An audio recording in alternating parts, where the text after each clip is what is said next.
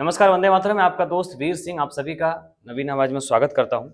दोस्तों, आपको भली भांति ज्ञात है कि लोकसभा रामटेक उद्धव ठाकरे की सिटिंग सीट थी, ऐसा बोल सकते हैं। उस सिटिंग सीट को छोड़कर उद्धव ठाकरे ने वह सीट कांग्रेस को दिया और अब विधानसभा की बारी है। तो विधानसभा की बारी है तो लॉजिकली सीटिंग एंड गेटिंग का जो फार्मूला है, उस फार्मूला के हिसाब से विधानसभा उसी उद्धव ठाकरे को जाता है और गया भी। यानी कि अधिकृत उम्मीदवार महाविकास आघाड़ी के उद्धव बाला साहब ठाकरे के तरफ से विशाल बरवटे हुए।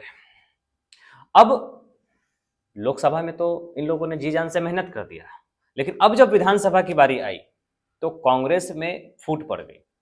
सूत्र बताते हैं कि राजेंद्र मूरख अब अपक्ष की तैयारी कर रहे हैं, लेकिन राजेंद्र मूरख को अगर यह सीट मिलती, उम्मीदवार होते अधिकृत, तो चीजें अलग थी।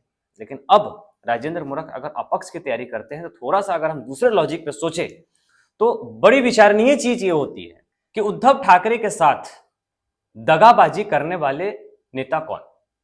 क्या उद्धव ठाकरे के साथ में अगर यहाँ पे इस विधानसभा में अगर कोई घोल होता है तो क्या उद्धव ठाकरे के साथ में एक दगाबाजी नहीं हो रही है? क्या उनके साथ बेईमानी नहीं हो रही है?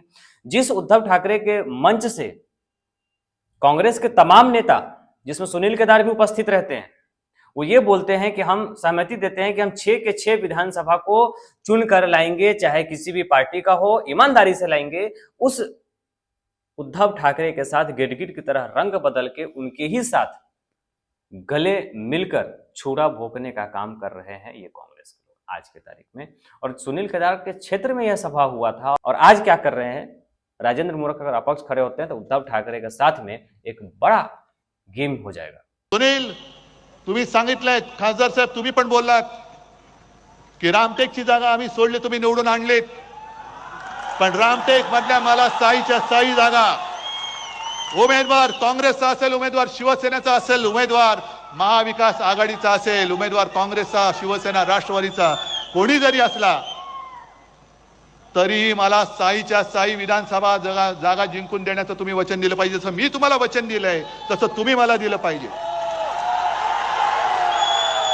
आपको ज्ञात होगा कि सावनेर से खुद मिसेस केदार कांग्रेस के अधिकृत उम्मीदवार है और जिस मंच से उद्धव ठाकरे के साथ जब आए हुए थे तो उस मंच पे वहां उद्धव ठाकरे के जो कार्यकर्ता थे, जो पार्टी के लोग थे, जो पदाधिकारी थे, चाहे वो झिंगरे हो या फिर घनश्याम मकासे जैसे बहुत सारे लोग उपस्थित थे, वो सब जब उपस्थित थे और उनके बीच में यह सहमति होती है, यानी कि सीधी सी बात यह है कि अगर सावनेर की बारी आती है जहां मिसेज केदार खड़ी है, वहां पे शिवसेना उद्धव बाला साहब ठाकरे के कार्यकर्ताओं ने उनका काम करना चाहिए। लेकिन अगर 32 में से अगर एक सीट उद्धव बाला साहब ठाकरे को अगर जा रही है तो उसमें इनको तकलीफ हो रहा है, उनको दर्द हो रहा है, यानी कि यहां के कार्यकर्ताओं में फूट डालने का काम किया जा रहा है। इस तरह की राजनीति नहीं होनी चाहिए, मुझे ऐसा लगता है। अगर उम्मीदवारी अधिकृत उम्मीदवार कोई है, अगर उनके साथ में अगर आप इस तरीके की चीजें कर रहे हैं तो ये भी चीजें गलत है। या तो उम्मीदवारी लाना था, और अगर नहीं ला रहे हैं तो जो उम्मीदवारी मिली है उस उम्मीदवारी के साथ में खड़े उतरने का काम होना चाहिए। वोट प्रतिशत की अगर हम बात कर लें तो उसमें आपको याद होगा कि लोकसभा में रामटेक विधानसभा से कांग्रेस को 86,000 के आसपास में वोट पड़े थे। अब लोकसभा और विधानसभा का कैलकुलेशन थोड़ा सा अलग होता है, आपको ज्ञात होगा। उसमें से मान लेते हैं कि कम से कम 30 से 40,000 वोट तो महाविकास आघाड़ी जो विशाल बरवटे है उन्होंने लेना चाहिए और शायद ले भी सकते हैं। अब 30-40,000 वो ले लेते हैं और 10-20,000 वोट तो फ्लोटिंग वोट होंगे जो आशीष जायसवाल को चले जाएंगे। ऊपर से चंद्रपाल चौकसे जो एक कद्दावर नेता है अपने क्षेत्र में, और कुछ नहीं करेंगे तो भी कम से कम 10 से 15,000 वोट तो चंद्रपाल चौकसे ले लेंगे।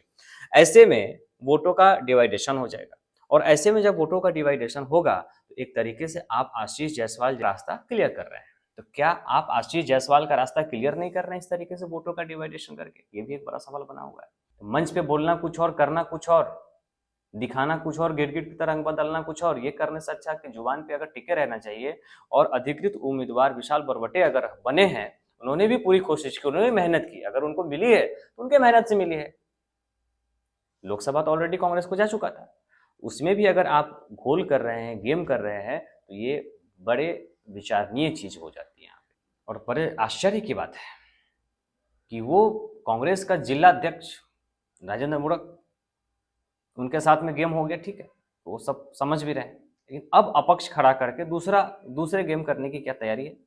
जो राजेंद्र मूरख बोलते हैं कि मैं कांग्रेस में पला बढ़ा, मेरे संस्कार कांग्रेस के, जो भी चीजें आप सबने सुना भी होगा। माझं सबंध आयुष्य, माझ्या कुटुंबाचं सबंध आयुष्य हे काँग्रेसमध्ये गेलेलं आहे. मी काँग्रेसच्या संस्कारांमध्ये तयार झालेला कार्यकर्ता आहे आणि आज माझ्यावरती सबंध जिल्ह्याची जिल्हा काँग्रेसचा अध्यक्ष म्हणून जबाबदारी आहे आणि जिल्हा काँग्रेसचा अध्यक्ष म्हणून निवडणुकीच्या ह्या पर्वावरती 6 विधानसभामध्ये निवडणुकीचे सर्व आमचे महाविकास आघाडीचे उमेदवार काँग्रेसचे उमेदवार राहणार आहे. वो राजेंद्र मूरख अब कांग्रेस के संस्कार को भूल रहे हैं क्या? क्या कांग्रेस की संस्कार यही है क्या कि जिसने तुम्हारा साथ दिया उसके साथ में गद्दारी करना?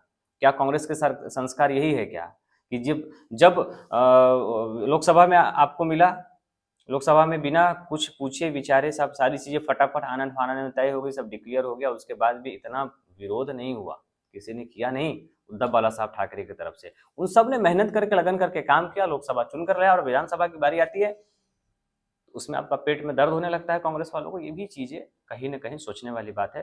तो क्या विशाल बरबटे के साथ में न्याय होने वाला है या अन्याय होने वाला है, ये आपके ऊपर है। अब आपको तय करना पड़ेगा कि जो चीजें हो रही है उस समीकरण में आने वाले समय में क्या होता है।